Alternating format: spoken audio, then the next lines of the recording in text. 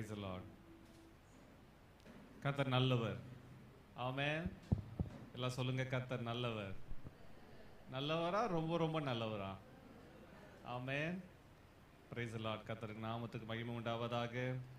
இந்த நாளில் கர்த்தருடைய வார்த்தை கேட்க, தேவனை ஆராதிக்க வந்திருக்கிற உங்கள் ஒவ்வொருவரும் இயேசு கிறிஸ்து நாமத்தினாலே வாழ்த்துகிறேன், வரவேற்கிறேன். கர்த்தர் உங்கள் ஒவ்வொருவரும் கூட இருப்பாராக. ஆமென். பக்கத்தில் பார்த்து கை கொடுத்து சொல்லுங்க, Praise the Lord. எப்படி இருக்கீங்க கேளுங்க. நல்லா இருக்கீங்களான்னு கேளுங்க.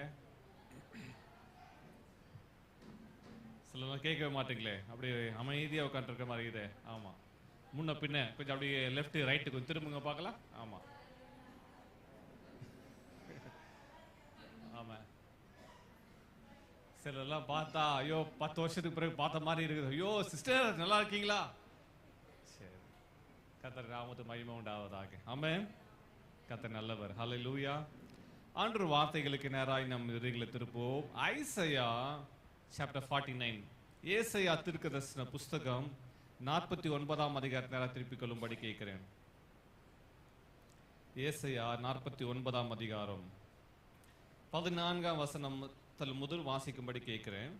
சியோனே, கர்த்தர் என்னை கைவிட்டார், ஆண்டவர் என்னை மறந்தார் என்று சொல்லுகிறாள். ஸ்ரீயானவள் தன் கர்ப்பத்தின் பிள்ளைக்கு இறங்காமல் தன் பாலகனை மறப்பாளோ? அவர்கள் மறந்தாலும் நான் உன்னை மறப்பதில்லை. இதோ என் உள்ளங்கைகளில் உன்னை வரைந்திருக்கிறேன், உன் மதில்கள் எப்போதும் என் முன் இருக்கிறது. இந்த வசனத்துல வாசிக்கும் போது நாம் கர்த்தருடைய வார்த்தையை பார்க்கிறோம். இன்றைக்கு சியோன் என்ன கேட்கிறாள், என்ன சொல்லுகிறாள்? ஆண்டவர் என்னை மறந்தார். 15ல 14ல சியோனோ கர்த்தர் என்னை மறந்தார், கர்த்தர் என்னை கைவிட்டார் என்று சொல்லுகிறார். இன்னைக்கு அநேகருக்குள்ள இருக்கிற ஒரு காரியம், கர்த்தர் என்னை மறந்துட்டாரு, கர்த்தர் என்னை கைவிட்டாரு. பல நேரங்கள்ல நாம் நினைக்கிறபடி கர்த்தர் நினைக்கிறது இல்லை. ஆமென். ஆண்டவர் வார்த்தை தான் சொல்ல, ஐசாயா 55ல வாசிக்கிறேன், என்னுடைய நினைவுகள் உங்கள் நினைவுகள் அல்ல, என் வழிகள் உங்கள் வழிகள் அல்லவென்று கர்த்தர் சொல்லுகிறார்.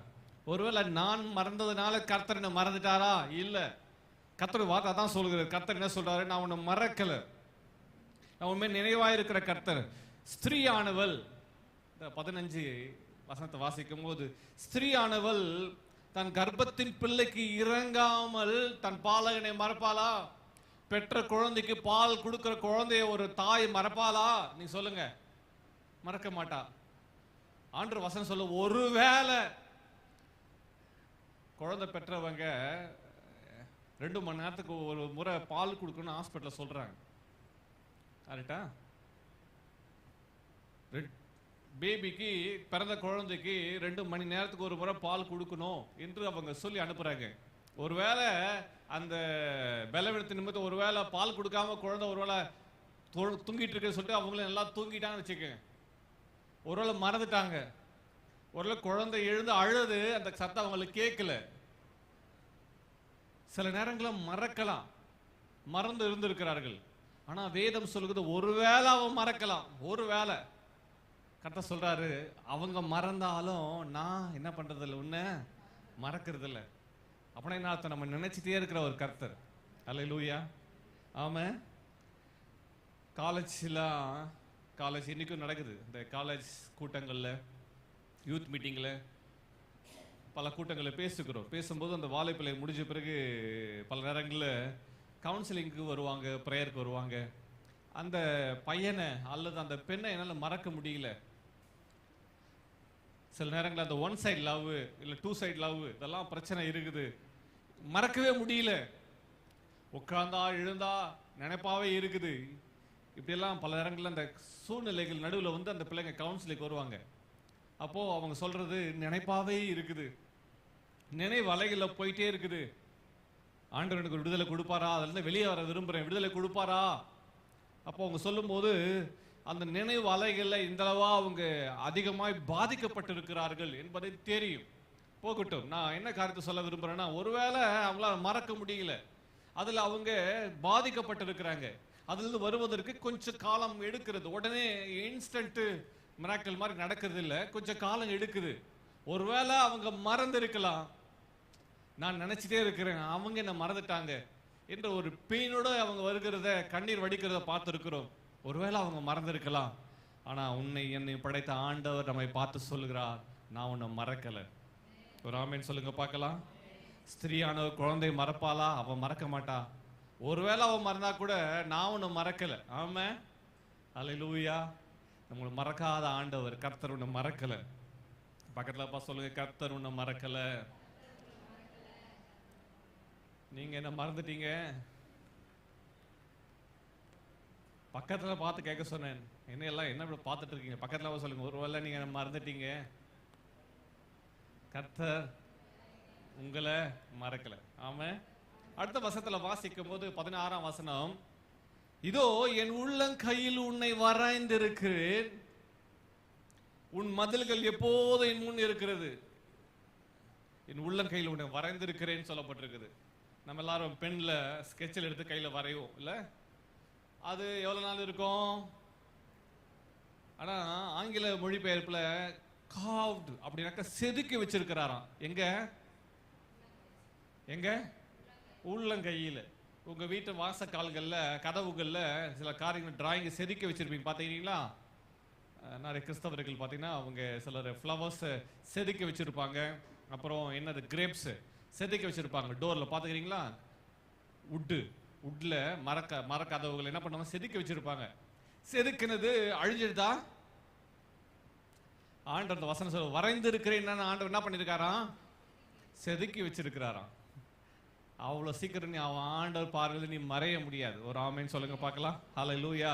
எஸ்கேப் ஆகலாம்னு நினைச்சீங்களா? முடியாது. யோனா எஸ்கேப் ஆகலாம்னு நினைச்சாரு, ஆனா கர்த்தர் என்ன பண்ணல. அவர் சொன்னாரு, ஆண்டவர் வேலை கொடுத்தாரு. ஆண்டவர் வார்த்தை யோனா கிட்ட இருந்துச்சு. யோனா நினைச்சாரு, யோனா அவர் போனார் எங்க? கர்த்தர் நினிவேக்கு போக சொன்னாரு. அவர் தர்ஷு போற கப்பல் ஆண்டவர் போக சொன்னாரு. கப்பல் ஏறி போயிட்டாரு. ஆனா ரூட் மாறி போயிட்டாரு. ஆனா கர்த்தர் யோனாவை மறக்கல. யோனா, உங்ககிட்ட வார்த்தை இருக்கு யோனா, நான் உன்னை எதுக்காக அனுப்பினேன்ற வார்த்தை உனக்கு யோனா, உனக்கு கொடுத்த வாக்குத்தத்தம் இருக்கு யோனா. கர்த்தர் யோனா விடல. இந்த யோனாவை கர்த்தர் பிடிச்சிட்டார். யோனா போனாரு, கப்பல் ஏறினாரு. பாருங்க என்ன டிக்கெட் வாங்கினாரு. எல்லாருமே நல்லா மேல இருந்து பார்க்கறதுக்கு வாங்குவாங்க. அவர் டிக்கெட் வாங்கி எங்க போயிட்டாரு? கடல் அடித்தட்டுல போயிட்டார். கப்பல் அடித்தட்டுல போயிட்டு நல்லா ஒரு பெட்டு கிடைச்ச உடனே போட்டு நல்லா தூங்கிட்டார் மனுஷன். எல்லாருமே அந்த சீன்ஸ் எல்லாம் பார்க்கறது வாங்க. ஆனா யோனாக்கு என்ன தேவை? அதெல்லாம் தேவையில்லை. நான் அவ்வளவுதான் ஏன் விருப்பப்படி போவேன். நல்லா படுத்து தூங்கிட்டாரு. அந்த கப்பல் ஆடுறது அவர் எப்படி இருந்துச்சு? தாலாட்டுவா. அது போல யோனா இருந்துச்சு நினைக்கிறேன். படுத்த தூங்கிட்டாங்க. கப்பல் புறப்பட்டது. கப்பல் நல்ல நடுக்கடல்ல போயிட்டு இருக்கு. அப்போ ஆண்டவர் ஒரு காற்றை அனுப்பினார். அந்த காற்று என்ன காற்றுனா கடலே கொந்தளிக்குதான். ஒரு மனுஷனுக்காக கர்த்தர் இந்த காற்று அனுப்பினது, கடல் கொந்தளிச்சலாம். ஒருத்தனை மறக்கல என்பதை சொல்றதுக்காகவே கடல் கொந்தளிச்சான். புரிஞ்சிச்சா? கர்த்தர் ஒருத்தனை மறக்கல. யோனா, நீ எங்க போனாலும் உன் மேல என் கண்ணு இருக்கு என்பதற்காகவே கடலே, எல்லாம் சொல்லுங்க, சமுத்திரமே கொந்தளிக்குது. பல நேரங்களில் நாம நினைச்சுக்கிறோம், நான் ஒரு சின்ன ஒரு ஆளுங்க, ஒரு சின்ன பூச்சிங்க, நான் என்ன போண்டு நான் அவ்வளவு பெரிய ஒரு இம்பாக்ட் ஒண்ணு இல்லைங்க, பல நேரம் நினைச்சு கொண்டிருக்கலாம். ஆனா கர்த்தருடைய கண்கள் யோனா மேல இருந்தது. கர்த்தர் யோனாக்கு சொன்னதை அவர் மறக்கல. யோனாவையும் கர்த்தர் மறக்கல, யோனாவுக்கு சொன்னதையும் மறக்கல. ஆமே. கர்த்தர் உங்களையும் மறக்கல, உங்களுக்கு சொன்னதையும் அவர் மறக்கல. ஆமே. உங்களுடைய நினைவாயிருக்கிற கர்த்தர் அவர். ஹல்லேலூயா.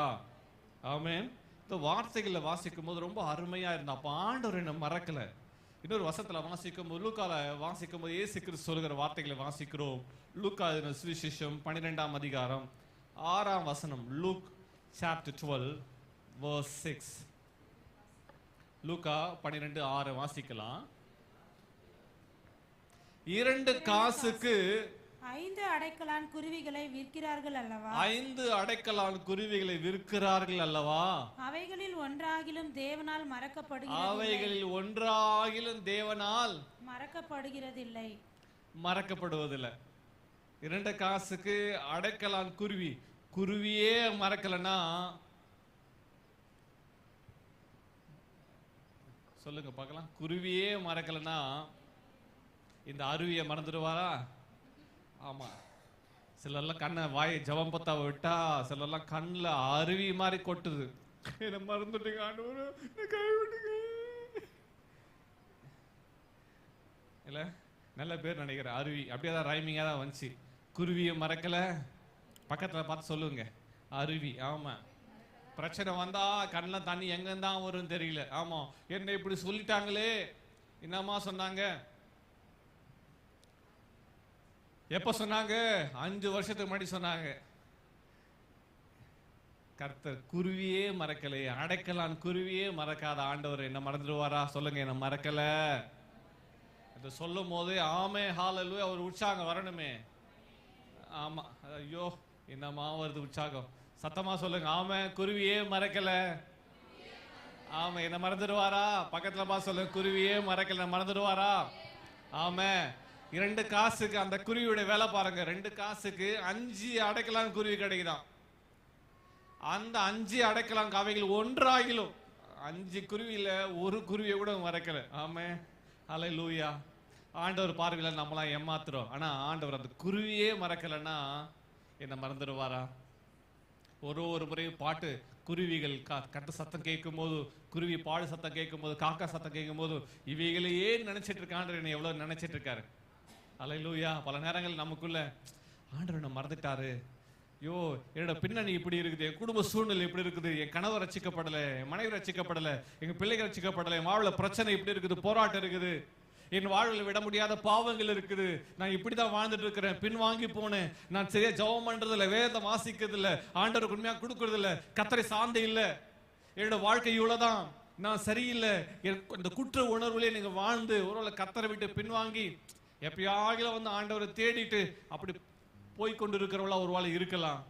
ஆண்டவர் சொல்றாரு, குருவி அடைக்கலான்னு குருவியே நான் மறக்கல, உன்னை மறந்துடுவேனா? ஒரு ஆமேன் சொல்லுங்க பார்க்கலாம். உங்களை மறக்கல சொல்லுங்க, கர்த்தரை நான் மறக்கல. ஆமென்.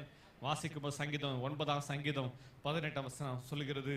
சாம் 9:18 ஆண்டவர் வசனம் சொல்லு. சங்கீதம் 9:18 வாசிக்கும் போது எளியவன் எல்லாம் சொல்லுங்க, எளியவன் எல்லாம் சொல்லுங்க, எளியவன். ஆமா, அவன் எளியவன் என்றைக்கும் மறக்கப்படுவதில்லை. சிறுமைப்பட்டவர்களுடைய நம்பிக்கை ஒருபோதும் கெட்டு போகிறது. எவ்வளவு ஒரு பியூட்டிஃபுல் வேர்ட் பாருங்க. கர்த்தர் சொல்றாரு, எளியவன் என்றைக்கும் மறக்கப்படுவதில்லை. சிறுமைப்பட்டவர்களின் நம்பிக்கை ஒருபோதும் கெட்டு போவதில்லை.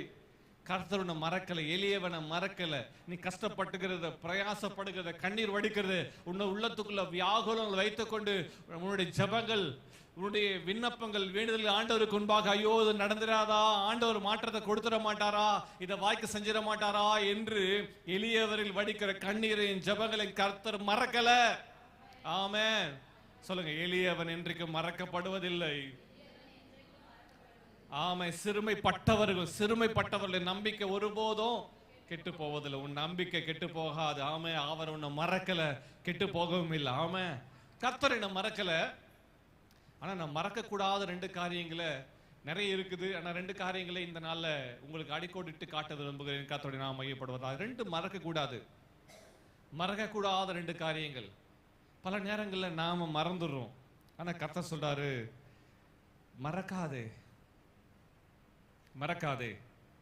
பல நேரங்களில் நாம் மறந்து வாழ்ந்து கொண்டிருக்கிறோம். ஆனா வேதம் இப்படியா சொல்கிறது. வாசிக்கலாம். சங்கீதம் 9ஆம் சங்கீதம் 17ஆம் வசனத்தை வாசிக்கும்படி கேட்கிறேன். Psalm 9:17. துன்மார்க்கரும் தேவனை மறக்கிற எல்லா ஜாதிகளும், துன்மார்க்கரும் தேவனை மறக்கிற எல்லா ஜாதிகளும் நரகத்திலே தள்ளப்படுவார்கள். தேவனை மறக்கிறவர்கள், நாம் தேவனை மறந்து வாழுகிறோமா? ஆண்டவரை மறந்துடாத. அவர் உன்னை மறக்கல, நீ அவரை மறந்துடாத. அவரை மறந்து இந்த உலகத்துல வாழ்ந்துட முடியாது. கர்த்தர் இல்லாமல் நமக்கு தஞ்சம் இல்லை. நான் கவனிங்க, நீங்க என்ன மறந்துட்டீங்கன்னு எப்படி தெரியும்? இல்ல, நான் உங்களை மறந்துட்டேன்னா எப்படி தெரியும்? கம்யூனிகேஷன் இல்ல. கம்யூனிகேஷன் இல்லைன்னு என்ன அர்த்தம்? ஆங்கிலத்தில் ஒரு வார்த்தை இருக்குது, out of sight out of mind. எல்லாம் சொல்லுங்க, out of sight out of mind. அப்படின்னா என் கண் பார்வையில் நீங்க இல்லைன்னா என் சிந்தையிலிருந்து கொஞ்ச நாள்ல மறந்துடுவீங்க, மறக்கப்பட்டுருவீங்க. சொல்ல புரியுதா? என் கண் பார்வையில் நீங்க இல்லைன்னா என் சிந்தையிலிருந்து நீங்க மறந்துடுவீங்க. Out of sight out of mind. நான் அதை பார்த்துட்டே இருந்தால் நினைப்பு இருக்கும், அதை நான் பார்க்கலன்னா கொஞ்ச நாள் அப்படியே மறந்துடும். இது ஆங்கிலத்தில் சொல்லப்படுகிற ஒரு போல சொல்லப்படுது, out of sight out of mind. நீங்க என்கிட்ட என்ன மறந்துட்டீங்கன்னா எப்படி தெரியும்? சரி, நான் உங்களை மறந்துட்டேன்னு எப்படி தெரிவிங்க? ஒரு நாள் நம்ம சர்ச்சுக்கு வர ஒரு சிஸ்டருக்கு ஃபோன், பிரதர் சிஸ்டர் எப்படி இருக்கீங்க விசாரிச்சேன். இன்னும் பாஸ்டர் நீங்க நம்ம மறந்துட்டீங்களே பாஸ்டர். ஃபோன் பண்ணது யாரு? ஃபோன் பண்ணது நானு. அந்த அவங்க சொன்ன காரியம் என்ன? பதில் சொல்லுங்க. நான் யாரெல்லாம் பேரே சொல்லலையே, நான் பொதுவான சொல்றேன், ஒரு டைலாக் சொல்றேன், பொதுவான ஒரு டைலாக் சொல்றேன். ஃபோன் பண்ணி நான் சிஸ்டர் பிரைஸ் லார்ட் எப்படி இருக்கிறீங்க, நல்லா இருக்கீங்களா விசாரிக்கிறேன். அப்போ அவங்க சொல்றாங்க, என்ன சொல்றாங்க? பிரைஸ் லார்ட் பாஸ்டர், நான் மறந்துட்டீங்களா பாஸ்டர். நினைச்சிட்டு இருக்கவங்க ஃபோன் பண்ணுவாங்களா, மறந்தவங்க ஃபோன் பண்ணுவாங்களா? நான் சொன்னேன், சிஸ்டர் உங்களை மறந்துருந்தா என்ன செஞ்சிருக்க மாட்டேன், ஃபோன் செய்திருக்க மாட்டேன். பல நேரங்கள் நம்ம நினைச்சு கொள்றோம், கர்த்தரை மறந்துட்டாரு. சரி கர்த்தரை விடுங்க, நம்ம சர்ச்சில் ஒரு பாஸ்டர் இருக்காரு அவரும் மறந்துட்டாரு அப்படி நம்ம நினைக்கிறோம். ஆனா நீங்க உங்களுக்கு தெரியுமா, உங்களுக்கு எவ்ரி சண்டே ஒவ்வொரு ஞாயிற்றுக்கிழமை ஆராதனைக்கு யார் வந்தார்கள் வரவில்லை என்று அட்டண்டன்ஸ் எடுக்கப்படுகிறது. பேர் தான் உங்களை கூப்பிடல, ஆனா நீங்க வந்து போனது மைண்ட்ல அப்படியே ரெக்கார்ட் ஆயிடுது. அட்டண்டன்ஸ் ரிஜிஸ்டர் ஃபாலோ பண்ணப்படுகிறது. ஒவ்வொரு திங்கட்கிழமையும் வந்த பிறகு ஆராதனைக்கு முடிஞ்சு ஞாயிற்றுக்கிழமை திங்கட்கிழமை வரும்போது என் டேபிளுக்கு மேலே ஒரு பேப்பர் வரும். அந்த பேப்பரில் இந்த ஞாயிற்றுக்கிழமை ஆராதனைக்கு யார் வரவில்லை என்ற பேர் லிஸ்ட்டு என்னை கொண்டு வந்து கொடுத்துருவாங்க. உங்களுக்கு தெரியுமா? அது சொல்கிறேன், உங்களுக்கு தெரிஞ்சுக்கிட்டோம், உங்களுக்கு தெரிஞ்சிருப்பதற்காகவே சொல்கிறேன். இவர்கள்லாம் வந்தாங்க, இவர்கள்லாம் வரலை, டேட்டு போட்டு அட்டண்டன்ஸ் எடுத்து வச்சிருக்கிறாங்க. இப்போ உங்கள் சர்ச்சில் உங்கள் பேரை சொல்லி செங்கமலம் உள்ளேன் ஐயா, புரியுதா? ஜோதிகா, பதிலே சொல்ல மாட்டீங்களே. சோனியா, தனசெழியன், யாருமே அட்டண்டன்ஸ் சொல்ல மாட்டாங்களே. கேட்கல இல்ல இல்ல, இருக்கிறவங்க பேர் தான் சொல்றேன் நானு. இருக்கிறவங்க பேர் இப்ப நான் 4 பேர் சொன்னா எல்லாம் இருக்கிறவங்க தான் சொல்றேன். பரலோகமும் நம்ம அட்ரஸ் எடுக்குது, பரலோகமும் கவனிச்சுட்டே இருக்குது. கவனிங்க, மறக்கிறது என்ன அர்த்தம் தெரியுமா? நான் பிரசன்ட் ஆக மாட்டேன், கண் பார்வைக்கு விலகி இருப்பேன், ஆண்டவரை தேட மாட்டேன். இப்போ என்ன மறந்துட்டாங்கன்னு எப்படி தெரியும்னாக்கா, எனக்கு ஃபோன் பண்ண மாட்டாங்க, இல்ல என்னை பார்க்க வரமாட்டாங்க, பேசவும் மாட்டாங்க, என்னோட விலகி போவாங்க. என்னை பற்றி காரியங்கள் எது சொன்னாலும் காது கொடுத்து கேட்க மாட்டாங்க. மறந்ததுக்கான அடையாளங்கள், மறந்ததுக்கான வெளிப்பாடுகள். நம்ம எதை மறந்தாலும் மறக்கலனாலும் கர்த்தரை மட்டும் மறந்துடக்கூடாது. அப்ப கர்த்தரை நினைக்கிறேன்னா, நீங்க கர்த்தரை நினைக்கிறேன்னா அப்படி காலை எழுந்தோடனே அப்பா காலை எழுந்து உட்காடுறீங்க, கர்த்தாவே ஸ்தோத்திரப்பா, அதனால ஆசீர்வதிங்கப்பா, எங்களோட வாங்கப்பா, வேலைகள் நிறைய இருக்காண்டவரு, எல்லாவற்றையும் பொறுப்படுத்த கால் எழுந்த உடனே அவர்கிட்ட பேசுவாங்க. புரிஞ்சிச்சா? நினைச்சிட்டு இருக்கிறவங்களுக்கும் மறந்தவங்களுக்கும் இருக்கு வித்தியாசம். ஒருவேளை நினைச்சிட்டு இருந்தாங்கன்னா என்ன சொல்ல, கால் எழுந்தோட மொபைல் எடுத்து வாட்ஸ்அப்ல ஏதாவது மெசேஜ் போட்டிருக்காங்களா அப்படி தள்ளுவாங்க. எவ்வளவு மெசேஜ் இருந்தாலும் அவங்க பேர்ல மெசேஜ் இருக்கா, அவங்க கிட்ட ஏதாவது இருக்கா. ஆண்டவர் மேல அன்பு கூறுகிற கால் எழுந்தோன்னு ஏசப்பான்னு சொல்லுவாங்க. இரவுல படுக்கைக்கு போறதுக்கு முன்னாடி ஆண்டவரே சொல்லி அவர் நாமத்தை சொல்லி ஜெபம் பண்ணுவாங்க. வேலை ஸ்தலத்துல உட்கார்ந்தா எழுந்தால் கர்த்தருடைய நாமத்தை உச்சரித்து கொண்டே இருப்பாங்க. அது இல்லாம அவர் துதிச்சுட்டே இருப்பாங்க. ஆமென். மரித்தவர்களும் மௌனத்தில் இறங்குறவர்களும் கர்த்தரை துதியார்கள், நாங்களோ இது முதல் என்றடைக்கு கர்த்தரை ஸ்தோத்தரிப்போம். மரித்தவர்களும் மௌனத்தில் இறங்குறவர்களும் கர்த்தரை துதிக்க மாட்டாங்க. கர்த்தரை மறக்கிறவங்க துதிக்க மாட்டாங்க, ஸ்தோத்தரிக்க மாட்டாங்க, சர்ச்சுக்கு வர மாட்டாங்க. ஆனா கர்த்தரை நினைச்சிட்டு இருக்கிறவங்க என்ன சூழ்நிலை வந்தாலும் கர்த்தரை தேடி தேவனுடைய ஆலயத்துக்கு, தேவ பிரசன்னத்துக்கு வந்து ஸ்தோத்திரம் பண்ணி ஜெபம் பண்ணிட்டு போவாங்க. ஒரு ஆமென் சொல்லுங்க பார்க்கலாம். ஹல்லேலூயா. மகளே, மகனே, கர்த்தரை மறக்காதே. தினந்தோறும் ஆண்டவரை நினைச்சுக்கோ. ஆண்டவர் மேலேயே உன் நம்பிக்கை இருக்கட்டும். உங்க எல்லா வேலையில ஆண்டவரே சொல்லுங்க. நீ என்ன செய்து கொண்டிருந்தாலும் அந்த வேலையில கர்த்தாவே சொல்லி ஆண்டவர் நாமத்தை சொல்லி ஜெபம் பண்ணு. உன் ஜெபத்தை கேட்கிற ஆண்டவர், உண்மையில் நினைவாய் இருக்கிற ஆண்டவர். ஆமே, உன் பிரார்த்தனை எங்க இருந்தாலும் அவர் கேட்பார். அல்லேலூயா. எங்க இருந்தாலும் கேட்பார். நான் இயேசுவை ஏற்றுக்கொண்ட புதிதிலே என் குடும்பத்தில் ஒருவரும் ஆண்டவரை அறியவில்லை. கட்டாயப்படுத்தி அநேக கோயில்களுக்கு கொண்டு போவார்கள். நான் ரட்சிக்கப்பட்டுட்டேன், கர்த்தரை தொட்டாரு, நான் என் வாழ்க்கை மாறிச்சு. ஆனா குடும்பம் ரட்சிக்கப்படாதவர்கள் வாலண்டியரா வீட்டுல பூஜை நடக்கும், அந்த பூஜையில வந்து நிக்கணும். மந்திரவாதி வந்து பூஜை பண்ணுவார், அந்த பூஜையில் நிக்கணும். இப்படிப்பட்ட சூழ்நிலை இருந்தது. நான் முதல்ல அதை எஸ்டேட் பண்ணேன், முதல்ல அதை அவாய்ட் பண்ணேன். ஆனாலும் பிரச்சனை அதிகமாச்சு. அதுக்கு பிறகு அந்த வசனங்களை வாசித்தோட எனக்கு பேச ஆரம்பித்தது, கர்த்தருடைய வசனம் பேச ஆரம்பித்தது. கர்த்தர் எங்கூர்ல இருக்கிறார். அப்போ எந்த பூஜை நடந்தாலும் கட்டாயப்படுத்தி கூப்பிடுவாங்க, போய் நிற்பேன். கும்பிடுப்பா, கையை வச்சு, ஏசப்பா நான் உண்மைதான் நம்புறேன் ஆண்டவரே, இவங்க எல்லாரும் நீங்க மாற்றுவீங்க ஆண்டவரே. நான் கண்ணை மூடி கையை வச்சிருப்பேன், ஆனா என் உள்ள யாரோட பேசி கொண்டு இருக்கும். ஆமா, எத்தனையோ நாட்கள் அப்படி நடந்திருக்குது, எத்தனையோ நெருக்கத்தின் நடுவில் நடந்திருக்குது. கண்ணை மூடி அப்படியே அந்த இயேசு சாமி தான் நினைப்பேன்.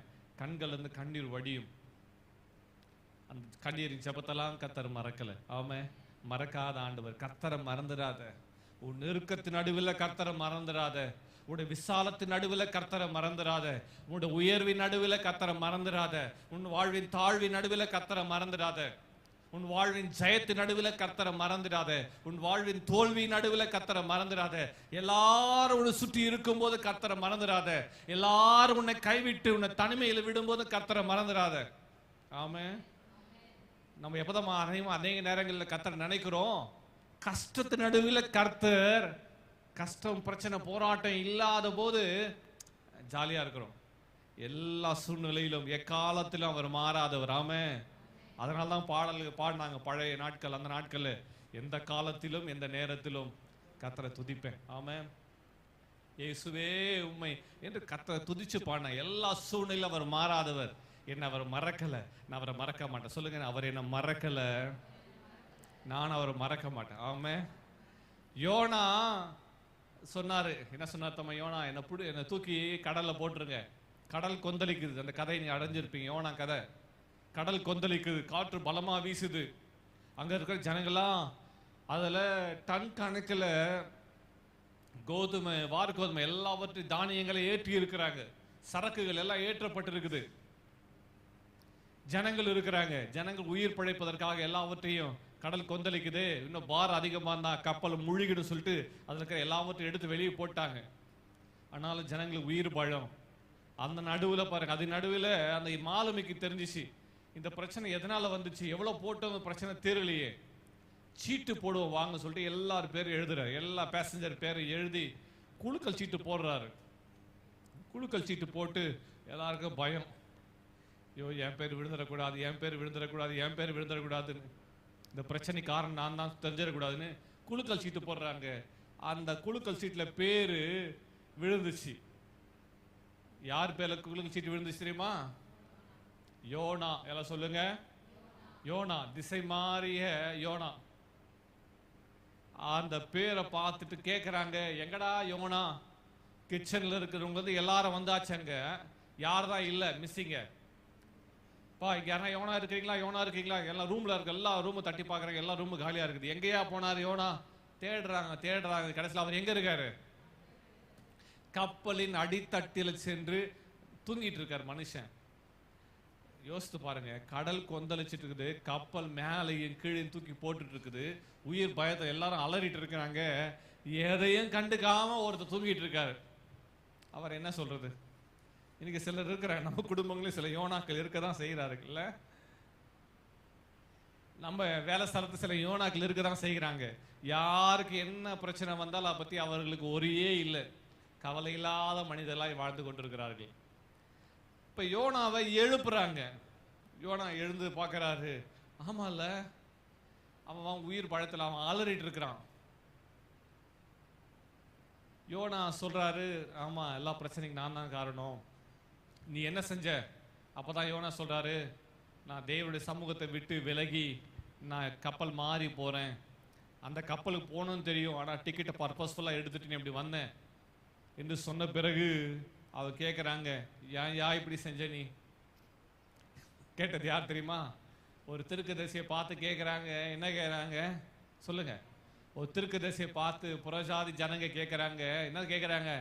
ஏன் நீ செஞ்ச? நீ ஒருத்தர் செஞ்சதுனால என்ன பண்றோம்? கப்பல்ல இருக்கிற இவ்வளோ பேரும் கவதிப்படுறோமே, ஏன் இப்படி செஞ்ச? யோனா சொல்லும் போது எனக்கு நிஜமாவே ரொம்ப சிரிப்பூட்டுன அல்லது என்னை யோசிக்க வச்ச ஒரு கதை தெரியுமா? கர்த்தருக்கு பயந்தவன் சொல்லுவாரு, ஆனா கப்பல் மாதிரி ஏறி இருப்பார். அப்போ யோனா கிட்ட கேட்குறாங்க, என்ன செஞ்சா இந்த கடல் அலைகள் இந்த மும்முரத்தை விட்டு கவனிக்காங்க, சாதாரணமா இல்லை, மும்முரமா கடல் கொந்தளிச்சிருக்குது. மும்முரமா இதுவரையில் அவர்கள் பார்த்திராத ஒரு கடல் கப்பல் பயணம், இதுவரையில் அவங்க சந்தித்திராத ஒரு அகோரமான, என்ன சொல்றது, அதை டிஸ்கிரைப் பண்ண முடியல, அப்படிப்பட்ட ஒரு கடல் அலைகள். அந்த கப்பல் நிக்க முடிய, ஒரு நங்கூரத்தை வச்சு ஊன்றி நிக்க முடியல, அப்படிப்பட்ட ஒரு சூழ்நிலையில அந்த கப்பல் இருக்குது. என்ன பண்ணணும்னு கேட்கிறாங்க, சொல்யூஷன் கேட்கிறாங்க. யார்கிட்ட சொல்யூஷன் கேட்கணும்? யோனா சொல்றாரு, கர்த்தருக்கு பயந்தவர் என்ன சொல்றாரு? என்னை தூக்கி சமுத்திரத்துல போட்டுருங்க, கடல்லையே போட்டுருங்க. அந்த ஜனங்களுக்கு இன்னும் பயம். என்ன பயம் தெரியுமா? ஆமா, இவர் கடவுளுக்கு பயந்தவர், இவரை தூக்கி போட்டா இன்னும் நம்ம உயிர், நம்ம எல்லாம் செத்துருவோமோ பயம். அவர் சொல்றாரு, சொல்யூஷனே நான் தான், என்னை தூக்கி போட்டுருங்க. யோனாவை தூக்கி போட்ட உடனே அப்படி கடல் கொந்தளிச்சு கொண்டிருந்தது, மும்முரத்தை விட்டு அது திரும்பிச்சான். அதை போட்ட அடுத்த நிமிஷமே கடல் அலைகள்லாம் ஓய்ந்தா எப்படி இருக்கும்? அடுத்த நிமிஷமே கடல் அலைகள்லாம் ஓய்ந்துச்சு. எல்லாருக்கும் பிரச்சனை தீர்ந்துச்சு, போராடுத்து, அப்பாடா எல்லாரும் பெருமூச்சு விட்டு இருப்பாங்க. ஆனா பெருமூச்சு விட்ட உடனே அடுத்தது எல்லாருமே கப்பல்ல இருந்து என்ன பண்ணிருப்பாங்க? எட்டி பாக்குறாங்க, என்ன யோனா நீச்சல் அடிக்கிறாரா, உயிரோடு இருக்கிறாரா? இருந்திருப்பாங்களே, இருக்க மாட்டோமா? ஒரு மனுஷன் உயிரோடு போட்டோமே, அவன் இருக்கானா இல்லையா, அட்லீஸ்ட் ஒரு லைஃப் போட்டாவது ஒன்று அனுப்பியாவது அவனை காப்பாத்திடலாமா? ஒருவேளை கவனிங்க, இந்த நாட்கள்லாம் இருக்குது, அந்த நாட்கள் டியூப் இல்லை, டியூப் பார்த்துக்கிறீங்களா? சேஃப்டி இல்லை, ஆமாம், ரெஸ்கியூ டியூப், ஆமாம், ரப்பர் டியூப். அது மாதிரி அவர் ரெஸ்கியூ பண்ணுறது அட்லீஸ்ட் ஒரு மரக்கட்டை போட்டாலும் நீந்தியாவது எங்கேயா போய் கடல் அலைகளில் விட்டு போய் கரை சேர்ந்துடலாமே அப்படி நினச்சி ஏதாவது செஞ்சுருக்கலாமோ எல்லாம் யோசிக்கிறாங்க. ஆனால் யோனாவை காணும். நான் மறந்தாலும் கர்த்தர் கொடுத்த வேலையை அவர் மறக்கலை. ஆமே, நான் மறந்துட்டேன், ஆனா அவர் மறக்கல. அதுல அவர் உறுதியா இருக்கிறார். யோனாவை கர்த்தர் விழுங்கும்படிக்கு, அப்பா நீ கப்பல் மாறி இருக்கலாம், ஆனா உனக்கு நான் சப்மெரைன் கொடுக்குறேன். சொல்லுங்க, சப்மெரைன் என்ன தெரியுமா? என்ன கப்பல் இது? நீர்மூழ்கி கப்பல். எல்லாம் சொல்லுங்க, என்ன கப்பல்? யோனாவுடைய சம்பவத்தை ஆதாரமா வைத்துதான் நீர்மூழ்கி கப்பல் என்பதை ஒன்று உருவாக்க முடியும் என்பதை அறிவியல் அறிஞர்கள் கண்டுபிடிச்சாங்க. இந்த உலகத்தில் இருக்கிற எல்லா கண்டுபிடிப்புகளுக்கு ஆதாரம் என்ன தெரியுமா? என்னுடைய வேதம், பரிசுத்த வேதம். இதை வைத்து தான் எல்லாத்தையும் கண்டுபிடிச்சான். மனுஷன் உயிர் ரத்தத்தில் இருக்குன்னு வேதத்தை வச்சுதான் கண்டுபிடிச்சான். மனுஷனுக்கு உயிர் ஹார்ட்ல இல்ல, கிட்னில இல்ல, எங்க இருக்குது? ரத்தத்தில் இருக்குது. அப்போ நீர்மூழ்கி கப்பல், நீர்மூழ்கி கப்பல் எப்படி கண்டுபிடிச்சாங்க? சொல்லுங்க, யோனா. அப்போ யோனா நைட் அண்ட் டே 3 days தண்ணிக்குள்ளேயே இருந்தார்னா, அப்போ அந்த மீன மாதிரியே ஒரு கப்பலை செய்வோம், நீர்மூழ்கி கப்பலை உருவாக்கினார்கள். புரிஞ்சுச்சா? அந்த யோனா சம்பவம் ரொம்ப ஒரு அந்த ஓஷன் டெக்னாலஜி, கடல்ல சார்ந்த காரியங்களை படிப்பதற்கு ரொம்ப யூஸ்ஃபுல்லா இருக்கும். அதை இன்னைக்கு அதை அணு ஆயுதங்களை அது மாத்திரம் இல்லை, சில நாடுகளை தாக்குவதற்கு கடலுக்குள்ளேயே வந்து இந்த மாதிரி காரியங்கள் நடந்து கொண்டிருக்கு. போகட்டும், கர்த்தர் நாம் மையப்படுவதாக. யோனாவை நீ கப்பல் மாறினால் நான் உனக்காக ஏற்படுத்தின நீர்மூழ்கி கப்பல். கர்த்தர் அனுப்பினது என்ன தெரியுமா? நீர்மூழ்கி கப்பல். அதான் என்னது? பெரிய மீன். வேதம் சொல்லுகிறது பெரிய மீன். என்னது? பெரிய மீன் யோனாவை விழுங்கிச்சு. யோனாவை விழுங்கிட்டு அது டிராவல் பண்ணி ஒரு ஃபியூ மினிட்ஸ்ல போயிருக்கலாம் நினிவேக்கு. ஆனா ஆண்டவர் கட்டளை கொடுத்தாரு, நீ என் வார்த்தை மீறி போயிட்டல, 3 hours போய் கடலுக்குள்ள போய் கப்பலுக்குள்ள படுத்துட்டல, வாப்பா நீ 3 days இங்க இருப்பா. ஆண்டவர் எங்க வச்சாரு தெரியுமா யோனாவை? நீர்மூழ்கி கப்பல். மீனும் வயிற்றிலே யோனா எத்தனை நாள் தங்கினார்? 3 நாள். 3 நாள் மீன் வயிற்றுல என்ன சாப்பாடு கிடைக்கும்? மறக்கல. கர்த்தர் மறக்கல. அந்த மீன் கட்டளைட்டாரா, அது விழுங்கிடுச்சு. நான் உங்களுக்கு ஏற்கனவே அதை பத்தி பேசின ஞாபகம் உண்டு. 2 வருஷங்கள் முன்னாடி நினைக்கிறேன் பேசின ஞாபகம் உண்டு. அது மீன் சாப்பிட்டுட்டா அதுக்கு டைஜஸ்ட் ஆகுது. என்ன பண்ணுமா, கடல் ஆழத்துல சென்று கடல் பாசியில, அந்த பாசி கடல் பாசியில சாப்பிடுமா. அந்த கடல் பாசி என்ன டேஸ்ட் இருக்கும் தெரியுமா? 1000 பாவற்காய் அல்லது 1000 வேப்ப மரத்தினுடைய இலைகளை எடுத்து அரைச்சு அவைகளை பிழிஞ்சி அவைகளை காய்ச்சி அவைகளை இந்த அளவுக்கு நீங்க கொடுத்தா எவ்வளவு இருக்கும்? எவ்வளவு கசப்பு இருக்கும்? அவ்வளோ கசப்பு நிறைஞ்சது தான் என்னது? கடல் பாசி. அவ்வளோ கசப்பு. அத கடல் பாசியை போயிட்டு மீன் சாப்பிடுது. எதுக்கு?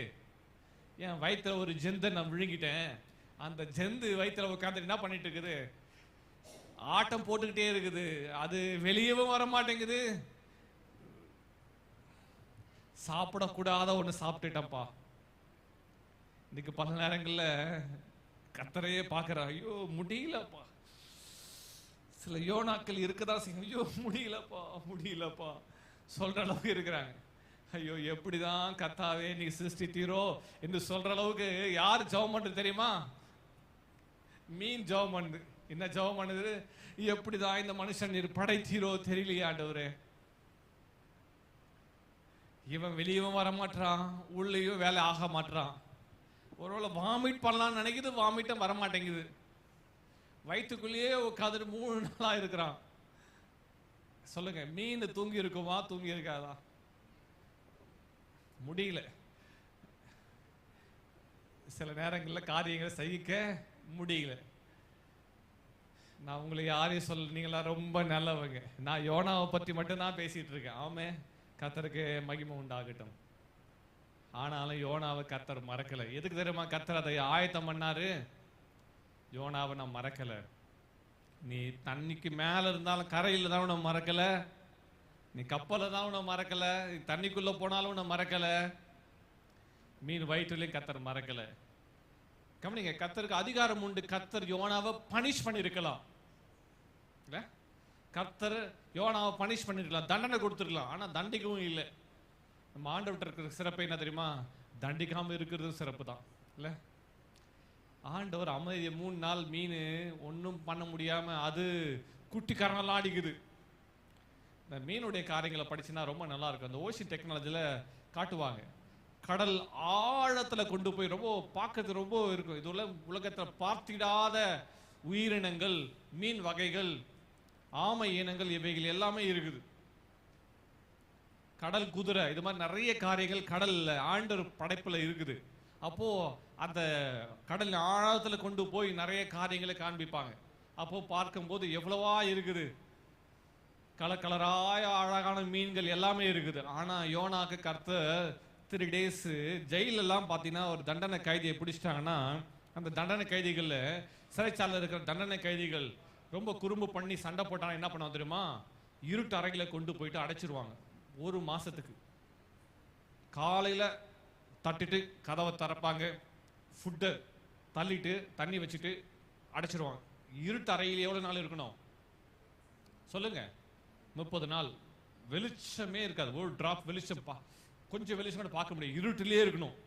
நைட் எது டே எது தெரியவே தெரியாது. இப்போ ஆண்டவர் யோனாக்கு 3 days என்ன ட்ரீட்மெண்ட் கொடுத்தாரு? நைட்டும் தெரியல, டேவும் தெரியல. மீன் வயிற்றுல இருட்டறையில் யோனா. எல்லாம் சொல்லுங்க, எங்க? ஆமா, அவர் வாழ்க்கையை இருட்டாயிடுச்சு. நான் எங்க இருக்கிறேன் என்பதை யோனாவால விளைவிக்க முடியல. அவர் கப்பல்ல இருந்து தூக்கி போட்ட உடனே யோனா அப்படி குதிச்சாரு. கரெக்டா அந்த மீன் வாயை வச்சுட்டு ரெடியா நிக்குது. Come on come on Jonah, I am waiting for you, come on. சில பிரச்சனைகள் உங்களுக்கு விழுங்கிடுச்சா? சில போராட்டங்கள் உங்களுக்கு விழுங்கிடுச்சா? சில பிரச்சனைகள் போராட்டங்களை விழுங்கிட்டு அவைகளிருந்து வெளியே வர முடியாம சிக்கி தவிக்கலாம். ஆனா கர்த்தர் ரைட் டைம்ல வெளியே கொண்டு வருவார். ஆமா, ஆனா கர்த்தரை மட்டும் மறந்துடாது. ஆமா, அந்த மீன் வயிற்றுல இருந்து யோனா சாப்பிட முடியாது, கம்பல்சரி ஃபாஸ்டிங் தான். அந்த 3 days யோனா என்ன பண்றாரு? ஃபாஸ்டிங் ப்ரேயர் பண்றாரு. யோனா என்ன பண்றாரு? கடல் பாசி என்னை சுற்றி கொண்டது, துர்ச்சன பிரவாகம் என்னை சுற்றி கொண்டது, ஆழங்களில் உம்மை கூப்பிடுகிறேன். எங்க இருந்து கூப்பிடுறாரா? ஆமா, ஆழங்களிலிருந்து, கடல் ஆழங்களிலிருந்து உங்களை கூப்பிடுறேன். ஆண்டவரே, பூமியிலிருந்து கூப்பிடல. சிலர் பூமியிலிருந்து கூப்பிட வச்சாரு, கூப்பிட்டானா? கூப்பிடல. அட்லீஸ்ட் கப்பல்லையா இருந்தது கூப்பிட்டானா? சரி, இவ்வளவு பிரச்சனை ஆயிடுச்சு, சரி ஆண்டவரை மன்னிச்சிடுங்க, நான் போயிடுறேன், மன்னிச்சிடுங்க, ஜனங்களை காப்பாத்துக்கு முட்டிப்பட்டு ஜெபம் பண்ணாரா? அப்போ ஏன் ஜெபம் பண்ணல? நாட்டில் இருக்கும் போது ஜெபம் பண்ணல, கப்பல்ல ஏறும் போது ஜெபம் பண்ணல, பிரச்சனை வந்த பிறகு ஜெபம் பண்ணல. யோனா எப்ப ஜெபம் பண்ணா தெரியுமா? ஆமா, யோனா கடல் கப்பலுக்குள்ள இருந்து வெளியே வந்து கடல் ஆழத்துல சென்று, ஆழங்களில் உம்மை நோக்கி கூப்பிடுகிறேன், நான் உம்மை துதிப்பேன், ஸ்தோத்திர பலியிடுவேன் என்று சொல்லி யோனா இப்போ பிரைசிங். எல்லாம் சொல்லுங்க பார்க்கலாம், பிரைசிங். இப்போ துதிக்கிறார். யோனாவால சாகவும் முடியல, வாழவும் முடியாத ஒரு நெருக்கத்துல யோனா கர்த்தரை துதிக்கிறார். நான் துதிப்பேன் துதிப்பேன். யோனா புஸ்தகத்தை வாசித்து பாருங்க, ரொம்ப சூப்பரா இருக்கும். ரொம்ப ரொம்ப அருமையான ஒரு கதை. அது அப்படியே சூப்பரா இருக்கு. எல்லாம் படிங்க, பைபிள்ல பழைய ஏற்பாட்டில் யோனா புத்தகத்தை படிங்க. 4 அதிகாரமா? 4 அதிகாரம், 4 அதிகாரங்கள், ரொம்ப சூப்பர். அந்த யோனாவை கர்த்தர் எடுத்து, அதுக்கு பிறகு கர்த்தர் யோனாக்கு அந்த மீனுக்கு கர்த்தர் கட்டளையிடுகிறார். யோனா அப்பதான் யோனா கர்த்தர் நினைக்கிற, ஆண்டவர் நீங்க சொன்னீங்க உண்மைதான், இந்த வார்த்தையை நிறைவேற்றி நானும் துதியோட உங்களுக்கு ஸ்தோத்திர பலி செலுத்துவேன் என்று சொல்லி யோனா கர்த்தரை துதிக்கிறார். அப்போ ஆண்டவர் மீனுக்கு கட்டளையிடுகிறார். மீன் என்ன பண்ண தெரியுமா? யோனாவை இதுக்கு மேலேயே வச்சிருந்தா ஏன் உடம்பு கெட்டுறப்பா. மீன் நினைச்சிச்சு, இதுக்கு மேலே வச்சிருந்தா டைஜஸ்ட் ஆகாத ஒரு ஜந்து வயிற்றுல உட்காந்து 3 நாளா ட்ரபிள் பண்ணிட்டு இருக்குது. ஆண்டவர் என்ன பண்ணார் தெரியல, பின்னாடி வரல, அது முன்னாடி திரும்ப வந்துச்சு. யோனாவை மீன் எங்க கக்கிடுச்சு. ஆண்டவர் என்ன கொடுத்தா தெரியல, ஒரு வாமிட். யோனாவை மீன் கொண்டு போய் எங்க கட்டு, யோனாவை நினிவே அந்த கடற்கரை ஓரத்தை போயிட்டு வாமிட் பண்ணிட்டு, டாய் திரும்ப வந்துடாத, உனக்கு எனக்கு இதோட ஒட்டு உறவு எதுவுமே இல்லை சொல்லிட்டு அந்த மீன் யோனாவை கக்கிடுச்சு. யோனா இப்ப எப்படி இருக்கிறார் தெரியுமா? எல்லாம் மேல எப்படிதான் இருக்கும், எங்கிருந்து வந்திருக்காரு இப்போ? ஆமா, கடல் பாசிலிருந்து மேல கிட்ட எடுத்து சும்மா ஒரு டிராப் வச்சாலே அவ்வளவு கசப்பு. வெளியே கசப்பு இருக்கலாம், ஆனா உள்ளுக்குள்ள கசப்பு ஆகாது. அதுக்கு பிறகு யோனா அந்த கடல்லையே ஒரு ஷவர் எடுத்துட்டு, மாற்று அவசரம் இருக்கா, சூப்பராக போயிருக்கலாம் இல்ல. சிலருக்குலாம் இப்படி போனா எளிய வழி சொன்னா சிலருக்கு என்ன பண்றது இல்ல, புரியுறது இல்ல. கரெக்டா சொல்றாரு, நீ போய் பிரசங்கம் பண்ணுப்பா. யோனா கோட்டு சூட்டு போட்டு போய் பிரசங்கம் பண்ணிருக்கலாம், அதை யோனா தெரிஞ்சுக்கல. சிலருக்கு ஆண்டவர் காட்டுற ரைட் வே சிலருக்கு விளங்குறது இல்லை. அதுதான் கர்த்தருடைய சித்தம் தெரியும். அந்த சித்தத்தை விட்டுட்டு வெளியே போனாலும் ஆண்டவர் சுத்தி வளைச்சு திரும்ப கொண்டு வந்து எங்க தான் நிறுத்துறாரு, எங்க ஸ்டார்ட் பண்ணாரு அங்கேயே கொண்டு வந்து நிறுத்துறாரு. கோட்டு ஷூட்டு போட்டு வந்து பிரசங்கம் பண்ற ஆள் இப்ப என்ன பண்றாரு, கடல்லையே குளிச்சுட்டு அந்த ட்ரெஸ் எல்லாம் எடுத்து அங்கேயே காய வச்சுட்டு காயும் வரை காத்து இருக்கிறார். திரும்ப அதே ட்ரெஸ், அடுத்த மாற்று வஸ்திரம் இல்லை, அதே ட்ரெஸ் கையில காசும் இல்லை, காசு பணம் இல்லை, அடுத்த வேலைக்கு உணவும் இல்லை, எடுத்துட்டு அதுக்கு பிறகு காய வச்சுட்டு காயும் வரை காத்திருக்கிறார். ட்ரெஸ் போட்டுட்டு யோனா ஒரு நாள் பிரயாண தூரம் போகிறார். போய் யோனா பிரசங்கம் பண்றது என்ன தெரியுமா, இன்னும் 40 நாள் வரும், 40 நாள் முடிஞ்ச பிறகு நினிவே பட்டணம் கவிழ்க்கப்பட்டு போகும் என்று சொல்லி பயங்கரமா ஒரு பிரசங்கம் பண்றார். அந்த பிரசங்கம், நீங்க எல்லாம் சாவ போறீங்கடா. என்ன பிரசங்கம் நினைக்கிறீங்க? ஐயோ, இருக்கிற எல்லா கோவத்தையும், ஆண்டவர் மேல இருக்கிற கோவத்தையானு தெரியல, எல்லா கோவத்தையும் கொண்டு போய் என்ன பண்ணிட்டாரு? நினிவேல கொட்டிட்டார். நீங்க எல்லாம் மனுஷன ஒருத்தரும் உயிரோடு இருக்க மாட்டீங்க. ஆடு மாடு ஒட்டகை எல்லாம் நீங்க சாக போறீங்கடா. சாவு உங்களுக்கு நிச்சயம்டா. நீங்க எல்லாம் அவன் கண்டபடி வாழ்ந்துட்டு இருக்கிறீங்க. தாழ்மையில எல்லாம் பெருமையில ஆடிட்டு இருக்கீங்க. மனம் திரும்புறதுல பாவத்துல வெளியே வாங்க, மனம் திரும்புங்க என்று சொல்லி யோனா கண்ணா முன்னாடி பிரசங்கம் பண்றார். பிரசங்கம் பண்ணிட்டு அந்த பட்டணத்தை விட்டு வெளியே வந்து பார்க்கிறார். தங்கி இருக்கிறார். எங்க தெரியுமா? இந்த பட்டணம் கவிழ்க்கப்பட்டு போகிறது. இதுக்கு இந்த பட்டணத்துக்காக தானே எனக்கு இவ்வளவு பாடு. இது கவிழ்க்கப்பட்டதை பார்க்காம நான் ஊருக்கு போக மாட்டேன்னு சொல்லிட்டு அங்கே தங்கிட்டார் யோனா. ஆனா வசனம் சொல்லுது, நடந்து என்ன தெரியுமா? யோனா பிரசங்கத்தை கேட்டு அந்த ஜனங்க, அதுக்கு பிறகு அந்த ஜனங்க உபவாசம் போட்டாங்க. யோனா நினைச்சது ஒண்ணு, ஜனங்கள் வாழ்வில் யோனா பாருங்க, மனம் திரும்பாத ஒரு தீர்க்கதரிசி போயிட்டு மனம் திரும்புதல பேசுகிறார். அந்த மனம் திரும்புதல் செய்தி கேட்டு ஜனங்க, சொல்லுங்க, ஜனங்க மனம் திரும்பிட்டாங்க. அந்த பெயின்ல இருந்து வருது பாருங்க. அவன் சொல்லியிருப்பாரு, டேய் மனம் திரும்பாதனால தானே நான் இங்க நிக்கிறேன். என் ட்ரெஸ்ஸ பாத்தியா? இது பாத்தியா? இது என்ன கலர் தெரியுமா? மீன் கலர். கோட்டு சூட்டு போட்டு வந்து பிரசங்கம் பண்ண சொன்னாரு. ஆனா மனம் திரும்பாதனால கடலுக்குள்ள வந்திருக்கேன் நானு சொல்லி அப்படியே அனுபவத்தை எக்ஸ்பீரியன்ஸ் அப்படியே பிரசங்கம் பண்ணார். அந்த பெயின்ல இருந்து வந்துச்சு பாருங்க அந்த வலி. இதை கேட்ட எல்லா ஆடு மாடு குழந்தைகள் கூட உபவாசத்தை மனம் திரும்பினாங்களாம். கர்த்தர் நினிவேல ஒரு பெரிய மாற்றத்தை கொடுத்தார். ஒரு ஆமேன் சொல்லுங்க பார்க்கலாம். யோனா கஷ்டத்தின் நடுவில, கண்ணீரின் நடுவில, கண்ணீர் கூட இல்லை. ஏன்? அவர் குடிக்கிற மீன் குடிக்கிற தண்ணியில என்ன தண்ணி தான். அவர் கண்ணீருக்கும் தண்ணீருக்கும் வித்தியாசமே தெரியல. ஏன்னா எல்லாமே உப்பு தான் இல்ல, குடிக்கவும் முடியாது, ருசிக்கவும் முடியாது. அந்த நடுவில் யோனா ஜபிக்கிற, ஆண்டவரே மனம் திரும்புதல நான் உங்களை மறக்கலப்பா என்று சொல்லி கர்த்தரை துதிக்கிறார். அதான் மரித்தவர்களும் மௌனத்தில் இறங்குறவர்களும் கர்த்தரை துதியார்கள். நாமோ கர்த்தரை துதிப்பேன். யோனா துதிச்சார். கர்த்தர் பெரிய மாற்றத்தை கொடுத்தார். ஆமே, ஒரு ஆமேன்னு சொல்லுங்க பார்க்கலாம். அவர் மறக்கல. ஆமே. முதலாவது கர்த்தரை மறவாதே. பக்கத்துல பார்த்து சொல்லுங்க, கர்த்தரை மறக்காதீங்க. இரண்டாவது குறிப்பை சொல்லி முடிக்கிறேன். இரண்டாவது வாசிக்கலாம். உபாகமத்தின் புஸ்தகம் 26ஆம் அதிகாரம் 13ஆம் வசனம். Deuteronomy chapter 26 verse 13. நீ உன் தேவனாகி கர்த்தருடைய சந்நிதியில் போய் அவரை நோக்கி, தேவரீர் எனக்கு கொடுத்த எல்லா கட்டளைகளின் படியும் நான் பரிசுத்தமான பொருள்களை என் வீட்டிலிருந்து எடுத்து வந்து லேவியனுக்கும் பரதேசிக்கும் திக்கற்ற பிள்ளைகளுக்கும் விதவைக்கும் கொடுத்தேன். உம்முடைய கட்டளையில் ஒன்றையும் நான் மீறவும் இல்லை, மறக்கவும் இல்லை. முதலாவது கர்த்தரை மறக்காது. இரண்டாவது ஆண்டோட வார்த்தையை, அவருடைய கட்டளைகளை மறவாதே. கர்த்தருடைய வார்த்தைகளை மறவாதே. இன்றைக்கு கர்த்தர் உனக்கு கொடுத்த வார்த்தைகளை, வாக்குத்தத்தங்களை மறவாதே. அவர் உனக்கு என்ன வார்த்தை கொடுத்தார், என்ன வாக்குத்தத்தம் கொடுத்தார், அதை பிடித்துக்கொள், அதை பற்றிக்கொள். ஆண்டவர் வார்த்தையில உறுதியாய் நில். ஆமென். 119ஆம் சங்கீதத்தில் வாசிக்கும் போது சாம் 119 verse 61 61ஆம் வசனத்தை வாசிக்கும் போது இப்படியா சொல்லப்படுகிறது. சங்கீதம் 119 61 வாசிக்கும் போது, துன்மார்க்கரின் கூட்டங்கள் என்னை கொள்ளையிட்டும் உம்முடைய வேதத்தை நான் மறக்கவில்லை.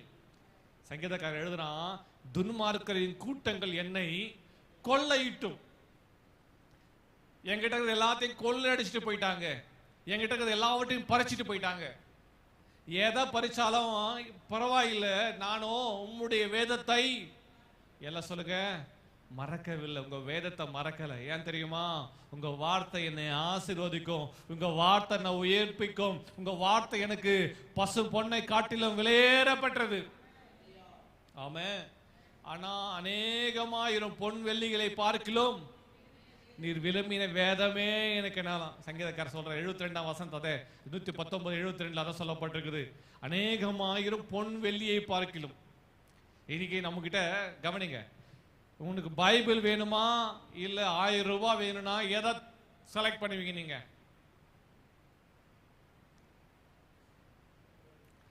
உங்களுக்கு பைபிள் வேணுமா 1000 ரூபாய் வேணும், எதை செலக்ட் பண்ணுவீங்க? நம்மளே நடந்தது. எதை செலக்ட் பண்ணுவீங்க? 1000 ரூபாய் பைபிள், எதை செலக்ட் பண்ணுவீங்க? சிலர்லாம் நல்லா கால்குலேஷன் பண்ணுவாங்க. சொல்லுங்க பார்க்கலாம். நீங்க எதை செலக்ட் பண்ணுவீங்க? எல்லாரும் பைபிளா? ஐயோ, உலகத்துல இருக்கிற எல்லா பரிசுத்தவான்களும் இங்க தான் இருக்கிறாங்களே, கர்த்தாவே ஸ்தோத்திரம் ஐயா, இதை காண்பதற்கு என் கண்களை கொடுத்தீரே ஸ்தோத்திரம். உலகத்துல எல்லா பரிசுத்தவான்களும் இங்க தான் இருக்கிறாங்க, ஸ்தோத்திரம். நீங்களா ரொம்ப நல்லவங்க. பக்கத்துல பார்த்து சொல்றீங்களா, ரொம்ப நல்லவங்களா இருக்கிறீங்களே, ஹல்லேலூயா. 1000 ரூபாய் வேணான்றாங்க, பைபிள் தான் வேணுன்றாங்க. சந்தோஷம். ஆமே. பொதுவா ஒரு மனுஷன் என்ன செய்வான்? 1000 ரூபாய், சிலர் கணக்கு போடுவாங்க. 1000 ரூபாய் எடுத்தா இது மாதிரி பைபிள் 4 பைபிள் வாங்க முடியும், அப்படி யோசிப்போம் இல்ல? அப்படி யோசிப்போம். ஆனா சங்கீதக்காரன் என்ன சொல்லுவான், என்ன சொல்லுகிறார்?